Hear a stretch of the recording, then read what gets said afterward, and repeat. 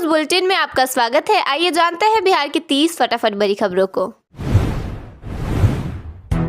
UP के एक history sheeter के साथ तेजस्वी की विदेश घूमने का आरोप जेडीयू प्रवक्ता नीरज कुमार ने लगाया है। इस मामले को लेकर उन्होंने डीजीपी को पत्र लिखकर जांच की मांग की है। मीडिया के सवाल पर बीजेपी की कार्यकारी अध्यक्ष ने हाथ जोड़कर जवाब दिया। दिल्ली रवाना होने से पहले नितिन नवीन ने पटना साहिब गुरुद्वारे में मत्था टेका और इसके बाद मां काली मंदिर में पूजा अर्चना की। पूर्व मंत्री बीमा भारती के बाहुबली पति अवधेश मंडल का एक वीडियो सोशल मीडिया पर वायरल हो रहा है। वीडियो में वह मंच पर माइक पकड़कर झूमते नजर आ रहे हैं, जबकि पास मौजूद लेडी डांसर असहज दिखाई दे रही है। गोपालगंज में गर्लफ्रेंड के लिए एक प्रेमी ने थावे भवानी मंदिर में 1 करोड़ 8 लाख रुपए की चोरी की। इस मामले में मुख्य सरगना दीपक राय का कबूलनामा सामने आया है। बिहार के वैभव ने 39 साल पुराना वर्ल्ड रिकॉर्ड तोड़ दिया है। विजय हजारे ट्रॉफी में उन्होंने 36 गेंदों पर शतक जड़ा, जबकि ईशान ने 33 और साकिब ने 32 गेंदों में सेंचुरी बनाई। बेगूसराय में जेडीयू नेता को बदमाशों ने गोली मार दी। घटना के बाद वह करीब 30 मिनट तक सड़क पर तड़पते रहे, लेकिन इस दौरान किसी ने उनकी मदद नहीं की।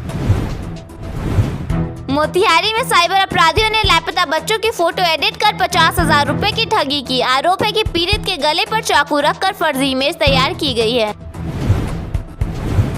पटना में जूस को गाढ़ा करने के लिए दुकानदारों द्वारा केमिकल मिलाए जाने का मामला सामने आया है। फूड डिपार्टमेंट की कार्रवाई में इस बड़े खुलासे का पता चला।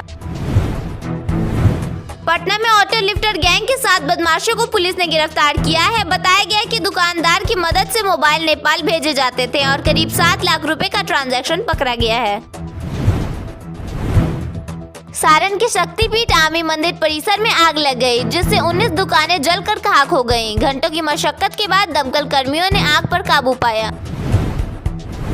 राज्य के 25 जिलों में कोल्ड डे की स्थिति बनी हुई है। पटना समेत कई जिलों में स्कूल बंद कर दिए गए हैं। गया में आग लगने से पति पत्नी की जलकर मौत हो गई। वहीं 4 फ्लाइट कैंसिल रहीं और संपूर्ण क्रांति एक्सप्रेस 9 घंटे देरी से चली।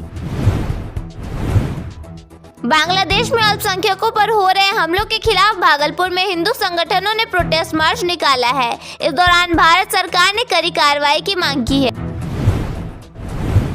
पति की प्रेमिका से बदला लेने के लिए पत्नी ने एक ब्यूटिशियन पर एसिड अटैक करवाया। महिला ने कहा कि वह 2 सालों से परेशान थी और वह महिला उसके पति को छोड़ ही नहीं रही थी। मोतिहारी में खरगोश का मांस बताकर कुत्ते का मीट 1000 रुपए प्रति किलो बेचे जाने का मामला सामने आया है। खुलासा होने पर आरोपी ने कहा कि दारू के लिए पैसे नहीं थे, इसलिए उसने ऐसा किया। मौसम विभाग ने बिहार के सभी 38 जिलों में शीतलहर का अलर्ट जारी किया है। 9 डिग्री सेल्सियस के साथ भागलपुर सबसे ठंडा रहा। पटना जिले में वर्षों से किराए के मकानों, सरकारी कमरों और अस्थायी झोपड़ियों में चल रहे आंगनबाड़ी केंद्रों की तस्वीर बदलने वाली है। जिले के 7 अंचलों में 27 आंगनबाड़ी केंद्रों के लिए पक्के स्थायी भवन बनाए जाएंगे। इस परियोजना में नाबार्ड सहयोग करेगा और सभी चयनित केंद्रों के लिए जमीन भी उपलब्ध करा दी गई है। पटना के डीएम डॉक्टर त्यागराजन एसएम ने राशन कार्ड को लेकर बड़ा आदेश दिया है। उन्होंने कहा, राशन कार्ड के लंबित 13,638 आवेदनों का निपटारा कर कैंप में बांटे जाएंगे। साथ ही अधिकारियों को भी यह सुनिश्चित करने के लिए कहा गया है कि सभी नए राशन कार्डधारियों को अनाज समय से मिले। पटना की सार्वजनिक परिवहन व्यवस्था महानगरों की तर्ज पर नए रूप में नजर आएगी। राजधानी में चलने वाली सरकारी बसों को जल्द ही रूट नंबर से पहचाना जाएगा। क्षेत्रीय परिवहन प्राधिकरण इस नई व्यवस्था को तैयार करने और लागू करने की प्रक्रिया में जुट गया है, ताकि यात्रियों को बसों के रूट, समय और ठहराव को लेकर किसी तरह की परेशानी न हो। सरकारी राशन दुकानों पर जनवरी 2026 से अगले आदेश तक चावल और गेहूं का वितरण 2:3 के अनुपात में किया जाएगा।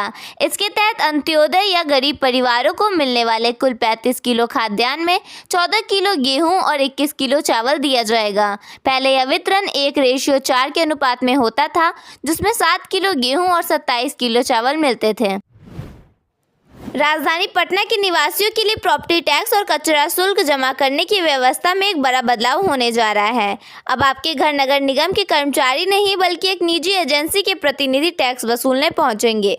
नगर निगम प्रशासन ने फरवरी महीने से इस नई व्यवस्था को लागू करने की तैयारी पूरी कर ली है।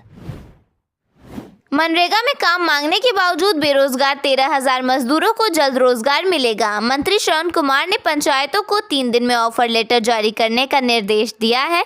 साथ ही आवास योजनाओं की समीक्षा कर लंबित भुगतान और अधूरे मकानों को शीघ्र पूरा करने का आदेश दिया है। बिहार के उप मुख्यमंत्री और खान भूतत्व मंत्री विजय कुमार सिन्हा ने अवैध खनन पर जीरो टॉलरेंस का ऐलान किया है। दरभंगा के खान निरीक्षण निलंबित किए गए, सभी जिलों को राजस्व लक्ष्य पूरा करने के निर्देश, ईंट भट्टों और बालू घाट कर्मियों को पहचान पत्र, सीसीटीवी और पुलिस तैनाती की योजना बनाई गई। अब सड़क पर गड्ढा दिखा तो सिर्फ झुंझलाइए नहीं, मोबाइल निकालिए, तस्वीर खींचिए और सीधे विभाग तक पहुंचाइए। ग्रामीण कार्य विभाग ने प्रधानमंत्री ग्राम सड़क योजना के तहत बनने वाली सड़कों की निगरानी की कमान अब सीधे जनता के हाथों में सौंप दी है।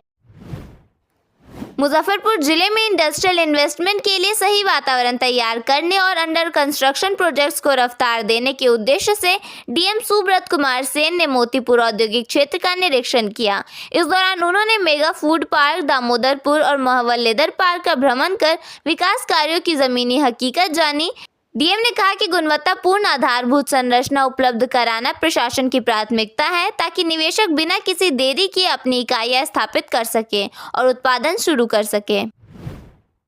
बिहार की पूर्ण शराबबंदी नीति के बीच केंद्रीय मंत्री और हिंदुस्तानी अवाम मोर्चा के संरक्षक जीतन राम मांझी का एक बयान सियासी और सामाजिक गलियारों में चर्चा का केंद्र बन गया है। उन्होंने खुले मन से लिमिट में शराब पीने की बात कही, जिसके बाद बयान की व्याख्या और मंशा को लेकर बहस तेज हो गई है।